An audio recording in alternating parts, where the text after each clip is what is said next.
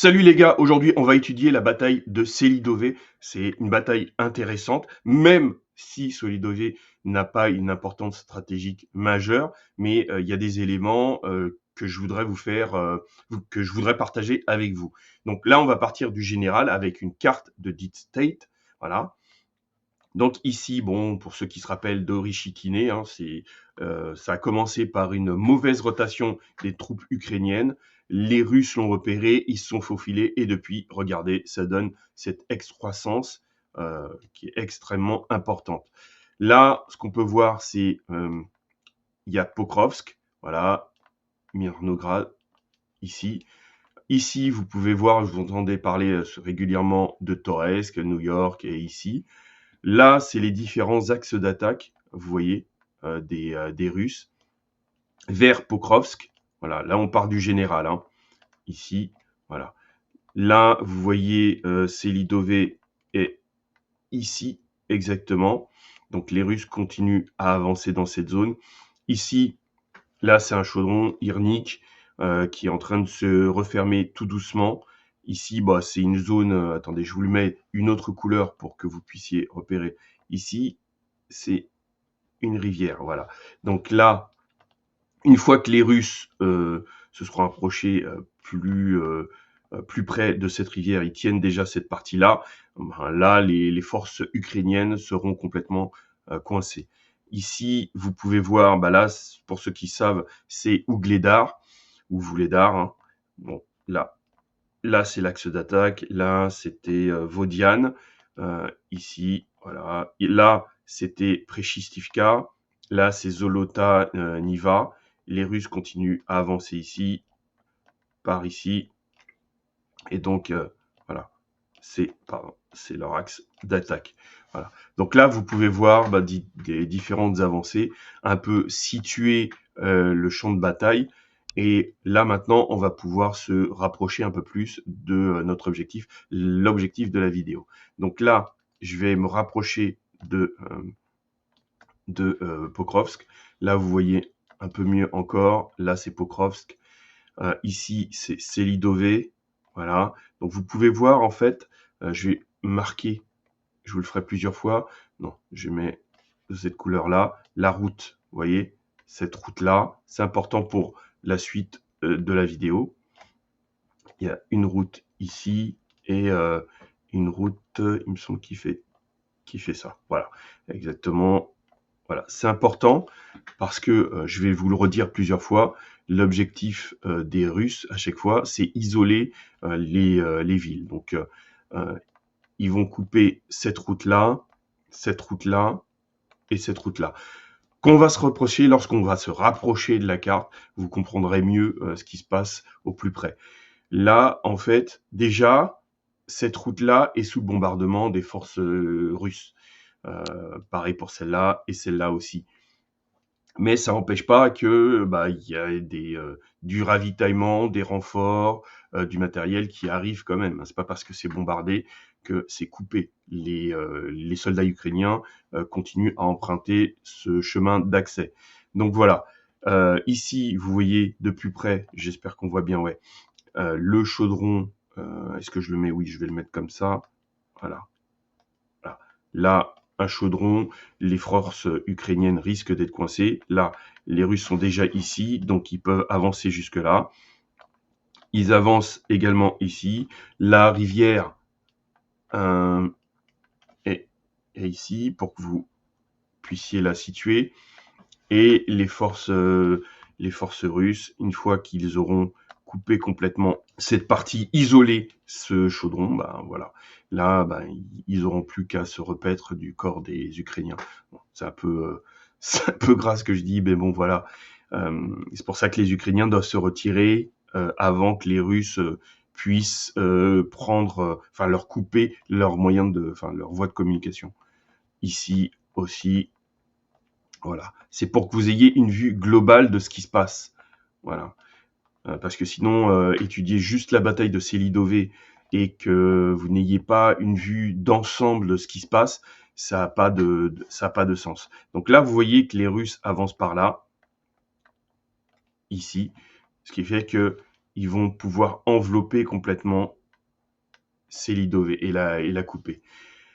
L'objectif, là en fait, les troupes qui sont les unes en face des autres, ici bah, c'est la 90e division blindée russe, et ici c'est la 152e Jagger Brigade qui défend Selidové. Il y a d'autres unités, mais principalement c'est celle-là qui la défend. Donc voilà, ça c'est le face-à-face que l'on va étudier, pardon.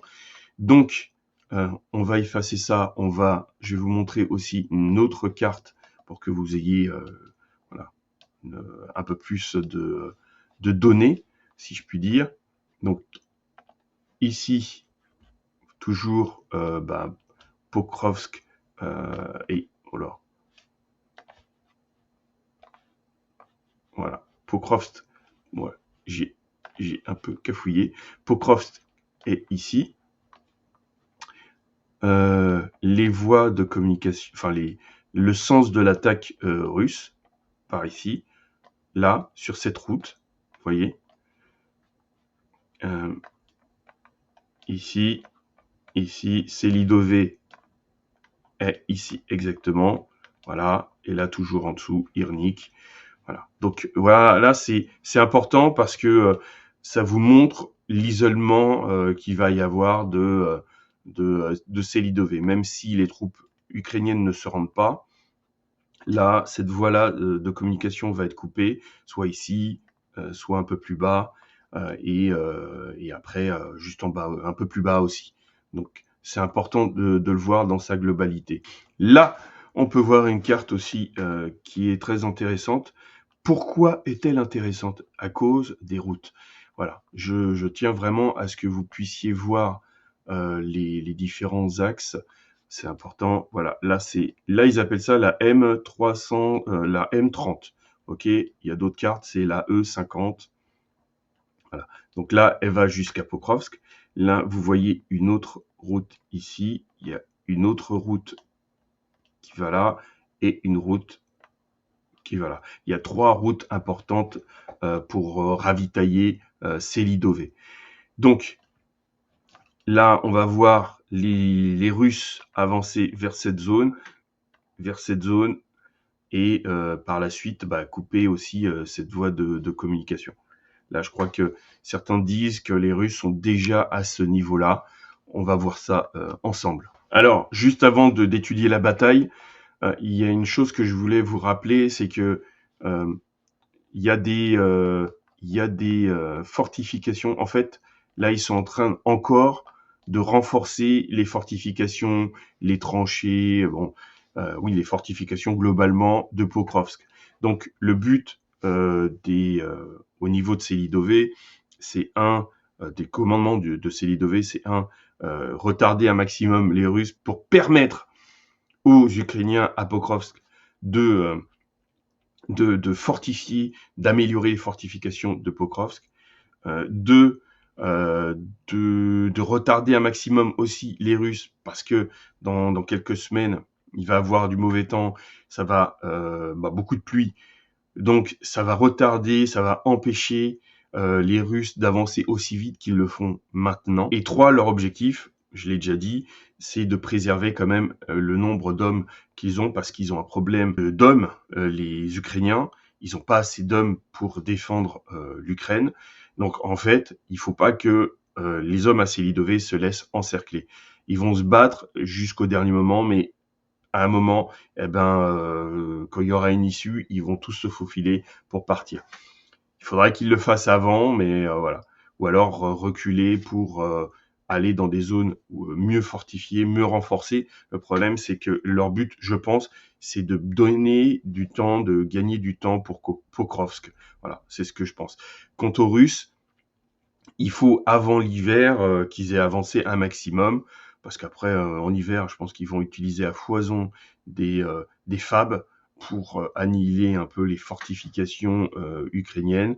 Ils doivent avancer aussi parce que leur tactique, c'est d'utiliser les motos, de faire des assauts rapides sur les flancs de certaines villes, d'aller sur des fortifications, des tranchées rapidement grâce aux motos, aux quads ou à certains véhicules. Voilà, on l'a déjà vu par exemple à New York le faire. Et en fait, bouger rapidement quand les zones ne sont plus praticables, c'est pas possible. Voilà. Donc il y a le timer qui est lancé et il faut que les Russes aillent très vite et les Ukrainiens retardent les Russes. Voilà. Ce que je voulais vous dire avant de passer à la carte du champ de bataille sur Selidové. Donc, je vais vous décrire un peu les zones. D'abord, je vais vous montrer la zone de la rivière. Ici, voilà. Là, Selidové est traversée par une rivière. Donc la ville est coupée en deux. Ensuite, on va regarder par rapport à on va regarder les routes. Voilà. Là, c'est la E50. Tout à l'heure, on voyait la M30. Voilà. Donc, c'est ici, voilà, jusqu'à la zone russe. Ensuite, il y a, voilà, on va faire ça. Là, c'est la route. Et il y a une autre route ici. Voilà, qui relie Selidové au monde. Voilà. Ensuite, donc le but des Russes, c'est de couper les lignes de communication des Ukrainiens. Donc, ils doivent s'emparer ici. C'est pour ça que je tenais absolument à vous montrer la globalité. Il y a déjà des Russes qui sont un peu plus avancés, plus au nord, qui peuvent par la suite se rabattre et couper cette voie de communication. Mais ça peut être aussi ceux qui sont dans cette zone-là. Ok ? Donc, il y a cette voie de communication et cette voie de communication. C'est pour ça que pour moi, les Russes vont aller jusqu'à Vyshizne pour couper ces deux routes, voilà, et pour finir l'isolement de Selidové. Ensuite, ce qu'on peut voir aussi, c'est les zones d'exploitation. Donc là, bon, il y a une mine, la deuxième mine. Ici, c'est une zone industrielle. Et la zone industrielle, elle est là, il me semble. Alors, ici, ce sont les immeubles de grande hauteur, ce qui permet de voir loin. D'accord ? Il y a une partie aussi ici. Les autres, ce sont des zones d'achat, etc. C'est des maisons secondaires. Voilà. Donc là, ça va vous permettre de voir un peu mieux ce qui se passe à Selidové et de comprendre ce que je vais vous expliquer. Donc, je pense que vous avez compris. Donc, les Russes avancent par là. Leur but, c'est de couper la ligne la route pour isoler Selidové jusqu'ici. Ici, c'est une ligne de chemin de fer. Ah, j'aurais dû la matérialiser, pardon. On va la matérialiser. On va prendre, je sais pas, une autre. Voilà, on va prendre cette couleur ou le jaune. Tiens, le jaune. Voilà. Donc là, c'est une ligne de chemin de fer ici. Donc, là, vous avez compris ce qui se passe. Vous voyez ce qui se passe. Donc, les Russes, pour moi, continueront dans ce sens, vont aller jusqu'à Vyshizne pour couper les lignes de communication, tout en continuant d'avancer vers la ville. Voilà. Parce que la stratégie, la tactique russe, c'est isoler d'abord la ville pour ensuite la prendre, ce qui évite d'alimenter des renforts. Ça évite aux Ukrainiens d'avoir des renforts, d'avoir du matériel, etc.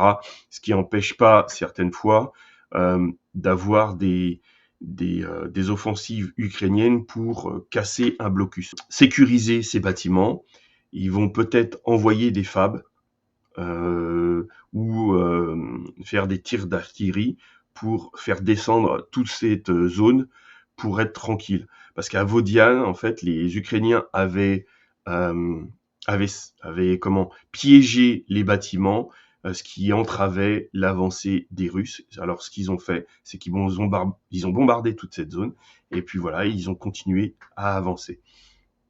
Le but des Ukrainiens, comme je vous l'ai dit, c'est retarder au maximum les Russes. Donc, je pense que une fois que cette ligne de communication est coupée, celle-là aussi, et que les Russes seront dans cette zone-là ou là, soit comme à Ougledar, les commandants commencent à battre en retraite sans attendre l'avis de l'état-major, soit l'état-major va être réactif cette fois-ci et leur demander de battre en retraite parce qu'ils ont besoin de ces hommes pour défendre Pokrovsk. Ils en ont vraiment besoin. Ils ont un problème de main-d'œuvre, ils ont un problème d'hommes, d'effectifs, donc ils peuvent pas se permettre de perdre autant d'hommes. Donc voilà. Donc c'était pour vous expliquer de cette bataille parce que ça va durer peut-être 1 semaine, 2 semaines. Le but des Ukrainiens, c'est de les ralentir les Russes, voilà. Et donc là, on va pouvoir voir l'évolution, on va pouvoir voir ce qui va se passer dans les semaines qui suivent. Donc j'espère que cette analyse de la carte, parce que souvent on passe dessus sur les axes d'attaque de différentes protagonistes, hein, mais jamais on va dans le détail. Donc je tenais à ce que vous ayez des éléments, les éléments les bâtiments en hauteur, les mines, les centres, enfin ce qui me paraissait important, la spéculation sur ce que vont faire les Russes.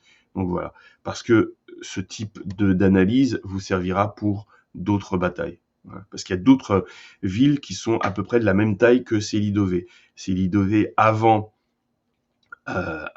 l'évacuation, c'était 26 000 personnes. Donc voilà, donc c'est important de voir quel type de ville vous avez à faire. Ça pourra vous servir pour d'autres analyses. Donc j'espère que cette analyse vous a plu. Hein, mettez un pouce, partagez, etc. Ceux qui veulent soutenir la chaîne peuvent cliquer sur le bouton rejoindre. Ça m'aide. Merci beaucoup. Et serrez les rangs et restez unis.